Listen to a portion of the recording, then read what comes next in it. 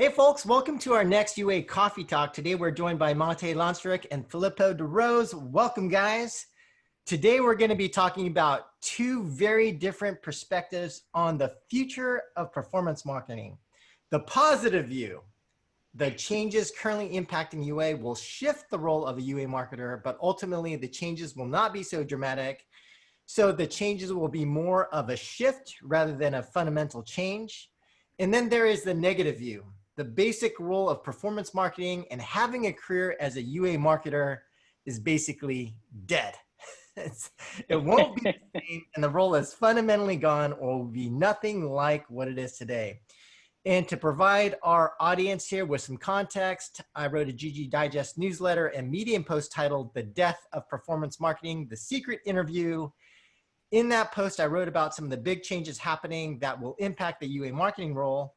And in that post, we did an interview both with Matej, who we have on here today, as well as a confidential interviewee.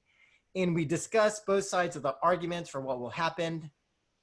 And we will reprise that debate again here today. And just so you know, I've asked Filippo to take on the negative view as much as possible. So he's here both to represent his own views, but to also, as you know, for intellectual debate and discussion purposes, to explore that negative side a little bit more as well. But before we dive in, could we just kind of get an update from you guys? So Filippo, can you tell us a little bit about yourself and your career? And then after that, Matej, it'd be great to see what you're most recently doing as well. Since So the short version, because I have a bit of white hair, unfortunately, is I have a technical background, failed entrepreneur, and then I flew around with satellites and did all sorts of funky stuff in aerospace, and then I kind of switched careers and came to the US and as a gamer, obviously wanted to get into games, but the path to that went through the dark side of the force, working for ad networks, and then I tried to migrate to the good side of the force a little bit, where I had a really interesting experience working for data science. You know, I mean, an analytics company, which back in the day was the king of the hill, on Facebook especially, and that was Contagion. And then finally landed with the gaming people, and it was an interesting path because I managed to live in the US but work first with China, so with ridiculous time differences, and then with India, and that was a really good story actually, because now the second version of that game is being published by Network. So that must have been, the first version must have been good enough to make a second one. That's Star Chef 2, being published by Network. I worked on the first one. And then I went to Pixelberry, where I started up the whole story that is now in the history books, with going from 0 to 100, let's say. And then I left the US because I got kicked out by Trump. I mean, no, I'm kidding. I did. I mean, my visa was running out, but I went back to Europe, and after a couple of other exciting adventures, I landed at Traplight, which is in Finland, but I live in the Netherlands, and pretty much the same story as at Pixelberry. I landed at ground zero, and we're building everything from the bottom up: ad monetization, marketing, analytics stack, the growth machine. And everything that comes with it. So lots of hats to wear, and building up a team, and so on. Man, so that was the short version. Oof. Okay, fine. Edit it. I just want to go on record that I will be antagonizing Matej's opinions. However, we are friends. I want the record to know. May the record show that we are friends. But I have no fear in antagonizing him. So he's antagonizing me now to provoke me. Let's see what happens. But yeah, okay. So let me briefly introduce myself. I mean, I've been in the industry for like 7 years so far. I'm from Slovakia, and I'm based here. I started in 2013 at the Pixel Federation, which is the biggest gaming company here. And then after 5 years, left and joined Superscale. And like 5 years ago, also I started running my own UA consultancy. And now these days I'm focusing more on full-time on the UA consultancy and helping my clients or the game companies to grow. That was the very brief version of introduction. Yeah, but you're younger. Okay, that's true. That's true. All right, and just to set the agenda for today, we will specifically cover number one, how will UA teams change in the future? How big will the teams be compared to today? 2, is there a career in UA anymore? Number 3, how much measurement will be possible for UA 5 years from now? Does that mean we have to act more like brand marketers and be less data-driven? 4, who will lead free-to-play marketing teams in the future, brand or performance? And 5, how much can we or should we trust Facebook and Google? So starting with the first topic, let's jump right in. How will UA teams change in the future? How big will teams be compared to today? And just to stir the pot a little bit, here is a response from that GG Digest post that I mentioned from our confidential UA expert. So he said, teams are going to get a lot smaller. You don't need 20 people optimizing all these levers because the levers are not available anymore. We will have more focus on creatives, messaging, and brand building. And on the other hand, less control and visibility on what actually works. Most of the heavy lifting will happen by the algorithms developed by Facebook and Google. It's common these days to make changes and hurt your campaigns because changing the signal can throw the algorithm off. Moreover, some of these algorithms penalize constant change. Whenever the algorithm goes into learning mode, you are wasting impressions that could have gone to qualified audiences. Therefore, you will be able to spend larger budgets with much smaller teams that combine technical and creative backgrounds. Okay, Matej, what do you think? Yeah, I mean, I think we all agree that the change is going to happen here. I mean, it's almost inevitable that this change will take roots across the mobile ecosystem. As fewer and fewer people are needed actually to be in the company to scale marketing spend on the most important channels, which is Facebook and Google, obviously these days. But the reality is that, you know, for Facebook, event-based strategies like VO, the value-based optimization, and AEO, the purchase campaigns with campaign budget optimized campaigns, these changes are, you know, helping to change account structures from having hundreds of campaigns or thousands of campaigns to actually get to the smaller amount of campaigns, and you are able to run with the same efficiency these days with the lower amount of campaigns. And since like Google UAC campaign function is the same way, so basically a marketing team that is spending actually millions of dollars per month might be only 1 or 2 UA people or dedicated UA people for these channels. So, well, I think the need for like having big teams or having like campaign managers and media buyers is going to decrease going forward because of, you know, these mechanisms of these algorithms and campaigns creates more demand for like data analysts and the creative artists or creative managers in a sense that this didn't exist before. So basically, like all in all, I think the mobile marketing or mobile user acquisition teams will shrink. Okay. I mean, he's stealing my thunder a little bit, right? He's taking the negative view. He should have said something like, "No, they'll become huge." You know. No. I mean, obviously, jokes aside, I agree with him. There is definitely. I don't think it's possible to have a disagreement with that. My disagreement comes down to the notion of like UA, the term that was invented, right? Let's say last decade. That's what needs to change, and how we need to embrace that change, because we need to have more people that, less smaller teams, but more people that have a wider spectrum of talent that covers some of the things that Matej said, the data piece, but also some knowledge of product design, customer relationship management, the creative, and obviously every talent has, you know, a specialization in something specific, an expertise or a passion. But being able to be like a Swiss Army knife, right? To think of the more holistic picture, because the media buying and all that is really something that a machine should be doing. And I'm a big fan of automation. But the human brain is different from a machine, and we have perspective, right?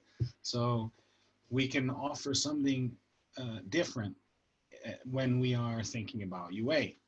And we need to really embrace that there is an incredible opportunity here of being able to follow a human being through a, you know, a supermarket, which is virtual, okay?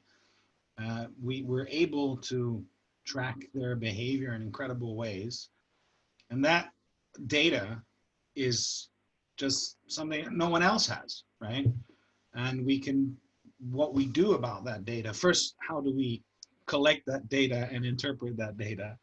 And then what we do about that data, because more often than not, we're just collecting tons of data and doing nothing about it, not even understanding half of it.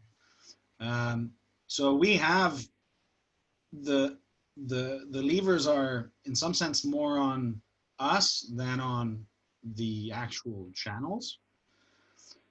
But then I also disagree. I think on the channels, there are different levers from before, and being able to pick up on those nuances that are very specific to how your audience and your product behaves, right, in response to that channel. Those are, again, the levers are on us because it's our product, but we can still pull some levers. It really depends on what you're throwing out there on the channels. No channel is ever going to have, as hard as they try, you know, just press a big red button and off you go, and everything magically happens. It's just not possible. In terms of the scale of this team reduction, is it 10 to 1? Is it 20 people to 2 people, or what's the? And so when we're talking to all of our UA friends, and there's 10 of them, are 9 going to be gone in 5 years? Like how big is the scale in terms of the reduction in your opinion? Since it sounds like both of us agree there will have to be some reduction in team sizes. I mean, as also Filippo mentioned, the automation will play a huge thing in the team reductions, but I don't think like it's gonna change from 20 to 2 immediately, and like 2 depends also on the seniority of those UA people. I mean, like 2 really senior people can handle millions of budgets. But then, you know, if you want to have a couple of minutes of your free time, or do you want to, you know, go to actually like eat and stuff? So you definitely need more people to, you know, take some responsibilities and do some real work. So I would say like from 10 to 5 maybe would be a good percentage. But again, it's like there is no specific reductions that I have in mind, but I would definitely say no, like from 20 to 2, but there will be something that's gonna happen, but not that significant. Okay. Actually, on this one, I can pretty easily push back, because the last time, and it's happening again here at Traplight, but if I take the Pixelberry example, the first person that was the second person that was hired was the creative lead. So the focus was, of course, on building out the creative people, and we reached a significant amount of scale with only one person, well, one plus me, to really worry about the UA. So if people can reinvent themselves to cover different disciplines, like I was saying before, then there won't be any need to get rid of anyone.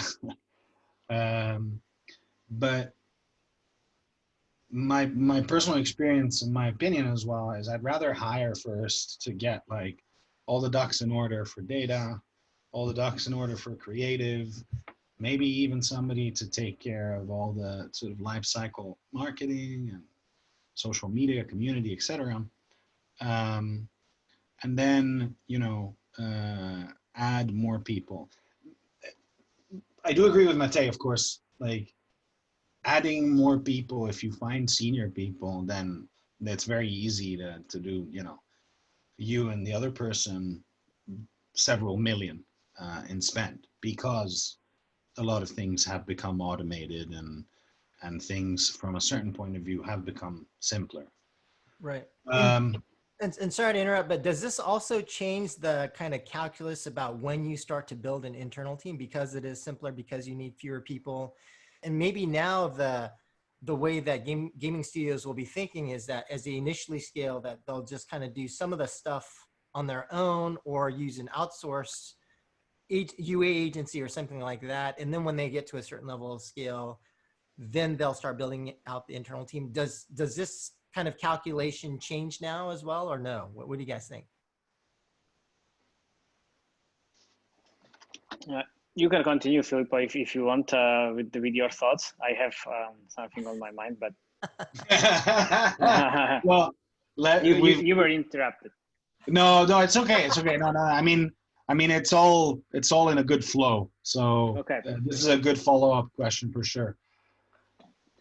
Okay, because I always thought that smaller gaming companies, all the like C-level guys need to understand the UA first, and I think like they need to do the initial tests and everything by themselves in order to start building the team, because obviously like right away starting building UA teams without any understanding is definitely not the good way for moving forward, and that can be very dangerous for like the overall growth of the company. Well, I have to agree with with my friend. Now, I think it's very, very important to have at, obviously not necessarily founder level, but somebody with a seat at the table as early as possible with that know-how and expertise, because it has to influence as well the design strategy, and it has to influence the way like the team is built out also on the dev side, for if you need a data engineer or you need a server engineer specifically for data.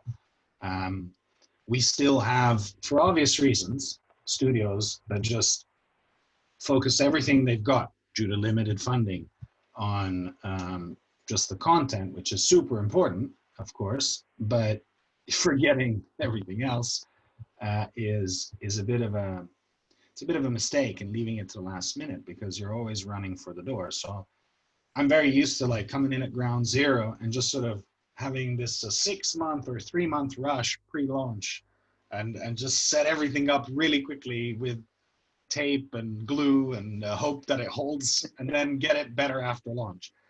And I mean, it's worked so far, definitely. But if we want to get, you want that competitive advantage by having your data and really know what to do with it, better earlier than later, for sure. And then, after launch, I think you can think about, adding more people. But yeah, I think I don't know how in disagreement I am in this case. All right, moving on to the second topic. So is there a career in UA anymore? And Filippo, you seem to mention that it sounded like what you were saying is that people are going to have to change to be more like Swiss Army knives, or broader, basically. And just so you guys know, the confidential UA expert in that former piece that I wrote up, he's actually out. He's basically left the industry. So he Already left? I believe so. I believe so. So Okay. so it definitely has shifted. But what do you guys think? Did he get out like after the interview? Or? No, it was As a result. That's why it was confidential. Yeah, it's confidential. So Oh, a lot of people thought that he was made up. So yeah, no, definitely good to hear that this person exists. Yeah. Matej, please, you start always with the positive note. Yeah, because this is, I still believe and I think there will be a career in the UA, and it still is. Because we heard this a lot in the last years, and I'm hearing this like in almost every year, like performance marketing is dead, UA is dead, everything is dead. But in the UA career, I mean, it's definitely changed since I got into the gaming industry, which was 7 years ago. And me personally, I'm definitely like a different UA manager than I was back then, when we had these Facebook canvas desktop things with the very small banners on the right-hand side of the Facebook, and CPIs were super low, and that was all you cared about. But UA manager needs to change, and that the career or the skill set will change, and is changing year by year. But that's the part of the job, and that's why I love the job as well, like learning and improving your skills, and adapting to the current situation on the market and in the gaming ecosystem, and also like looking into the future, what's next and what needs to be changed. And but yeah, basically, like, I still believe there will be a career in the UA, and there is still a career in the UA. It's just gonna require slightly different skill set, or as you mentioned, Filippo, be more like a Swiss life. Yeah, I think again, it's hard to disagree with that. What I can add to that, maybe in a more negative way, no, but it's just, I mean, it's not for everyone. If people, I have seen people depart and change because they're looking for something a little bit more stable. And honestly, it's dreamland. If you think that in the year 2020 you find a stable career, I mean, Yeah. you're dreaming. Of course. Even a massive organization like Uber managed to fire people. Okay, it was COVID, but I think. Be ready to change and be flexible. That's really, really important. And so that's what UA is demanding. It's demanding to stay humble and just keep learning, which is hard for a lot of people who, can be, there's a lot of self-entitlement in UA. There's a lot of people saying I'm the best and I can do great things, because you need to, sell yourself that way. And so a lot of people just would rather stick to tried and tested approaches instead of just redoing everything from scratch.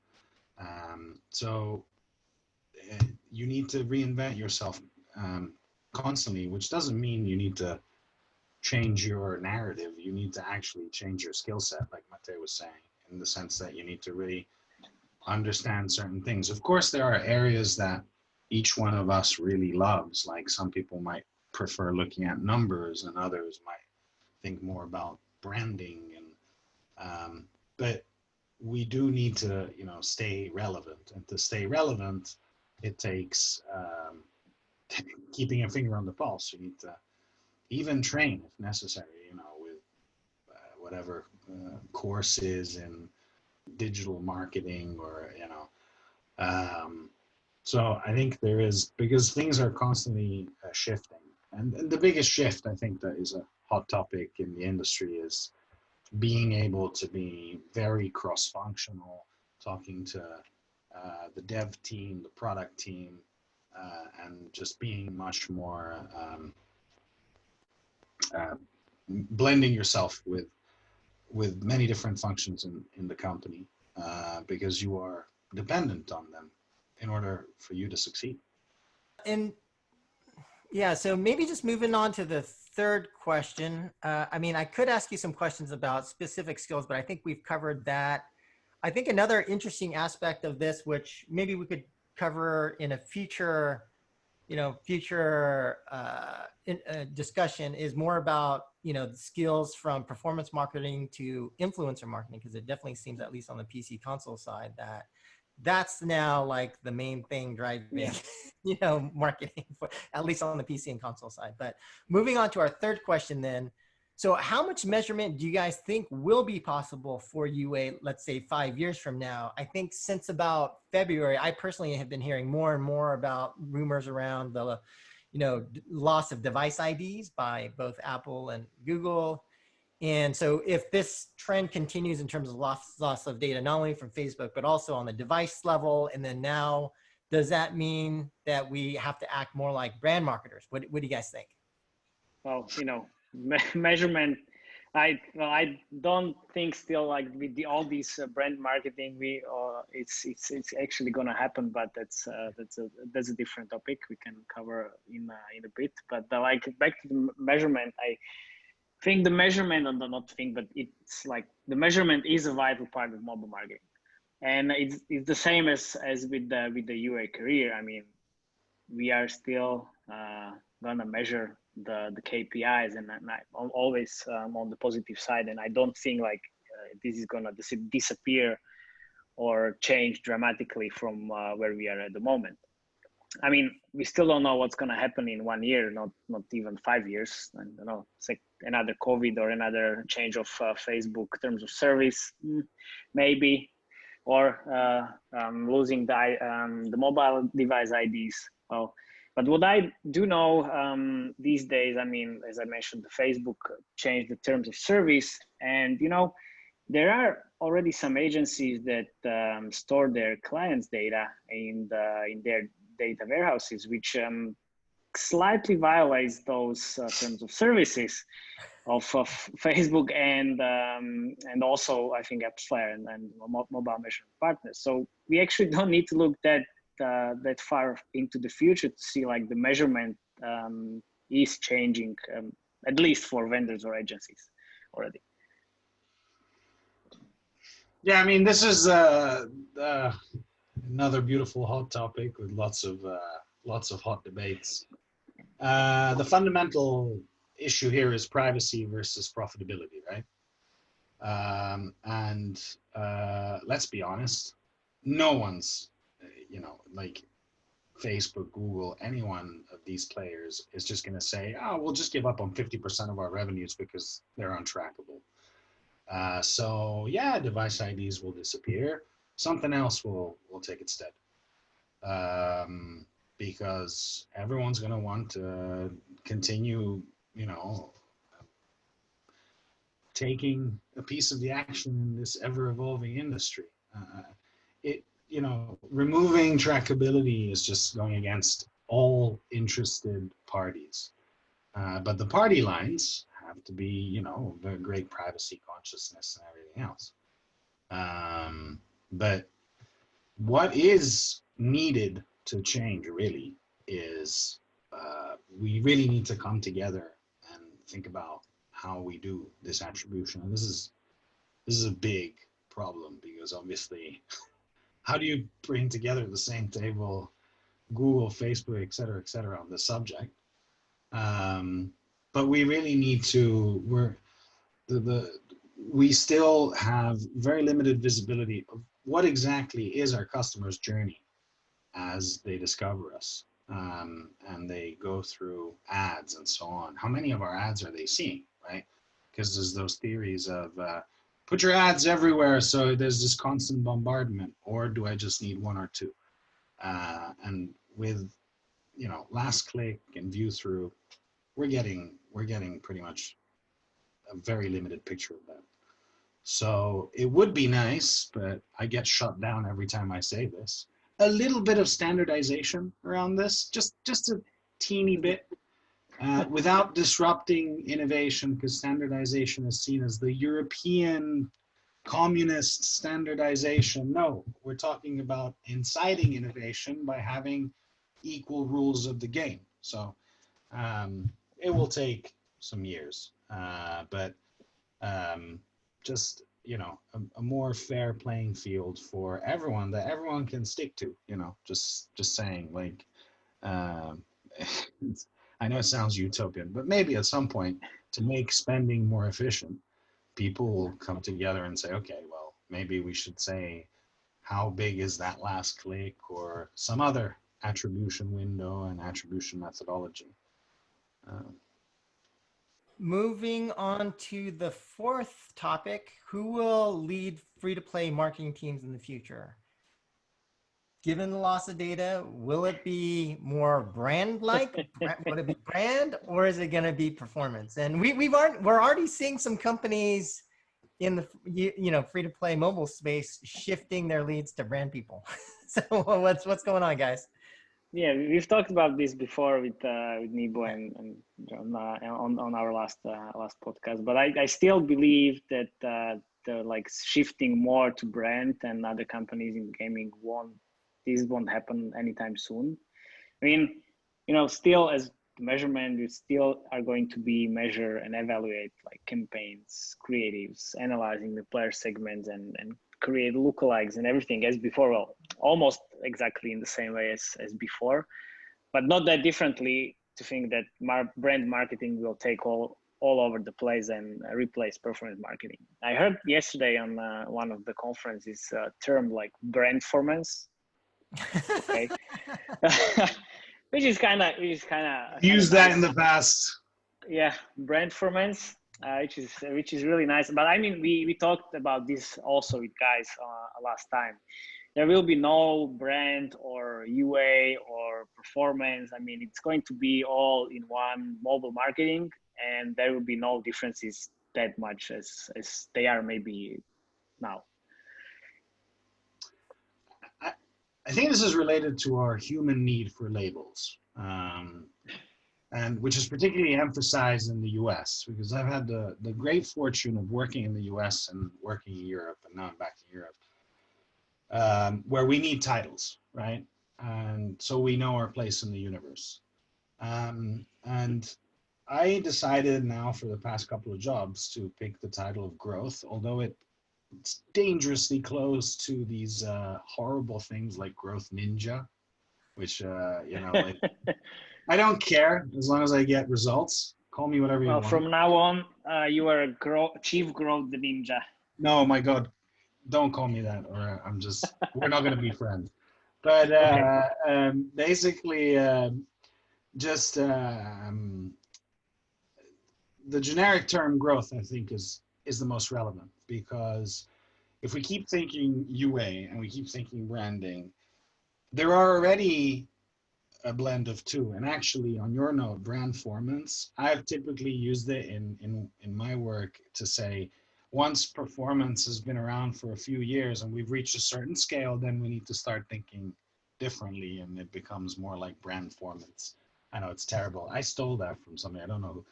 But I just want to go on record. I stole it. But I think, that we should already be thinking about typical example. It's so easy, given our expertise and the levers that are still there. Let's do clickbait, right?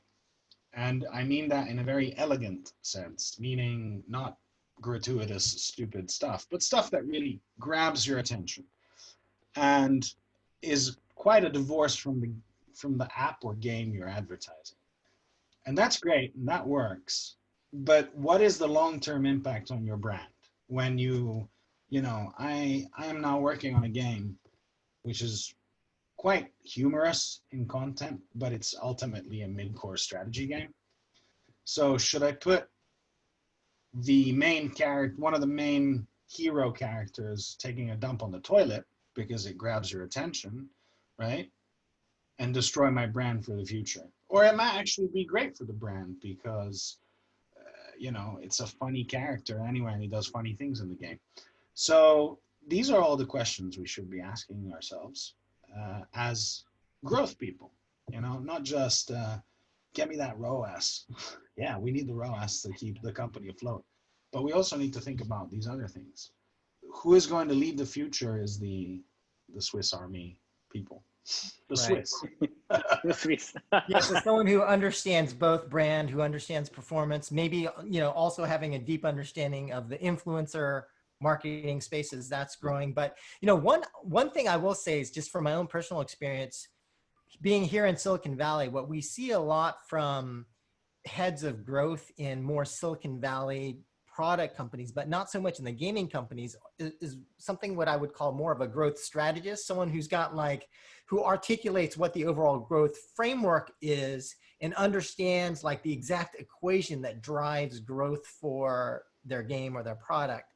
And so maybe, maybe the person that should be leading the free-to-play marketing team for games should also not only be more the Swiss Army knife, but also be more the growth strategist as well. But we'll see what happens. Definitely agree with you. I'm not going to be against you on that one. So final question. How much can we or should we trust Facebook and Google? So the point here for our audience is that because Facebook and Google are sucking up so much functionality, they've got a lot of, they're a black box. They're doing a lot of stuff and you're trusting them with the money that you're giving them. And they know all of your data, how much players in your games are spending. And so so we don't know if they're being fair or not, right? The margin that they're taking may be a lot more than they could just cheat and take all of your margin if they wanted to. So given that, what should be our perspective, given that what we have seen, whether it's from established companies like Amazon or other companies, is that when we put some of these companies in positions of power, they have abused it. So what do you guys think? Matej is wearing a Google t-shirt, I think. Yeah. But, it's, well, what is this? It's UA Society t-shirt with the Google branding. But I'm also going to say Google is not the most trustworthy company in the universe. And also Facebook as well, with the breaches and, the Cambridge Analytica stuff and scandals. It's very, and it is, and it's going to be even harder to trust anything they say or report in the Ads Manager or any dashboards. But is there anything we can do about it, or we just, try to squeeze the best out of the numbers we can see? So it's gonna be definitely a lot of fun. Yeah, this is congratulations on picking hot topics for a small coffee talk conversation. Yeah. Each question could go on for days. For 2 hours maybe. Yeah, exactly.